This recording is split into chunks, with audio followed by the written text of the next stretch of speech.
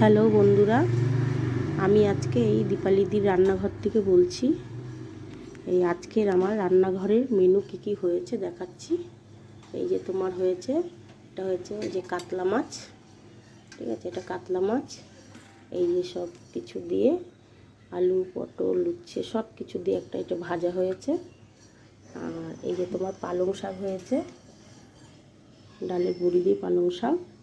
আর এটা তোমার হচ্ছে মোচা ধোকার রসা, এই যে এটা। আর এই চিকেন হয়েছে। এই যে তোমার মাংস।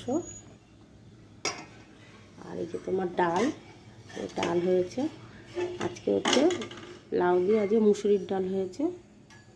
এই যে তোমার স্যালাড।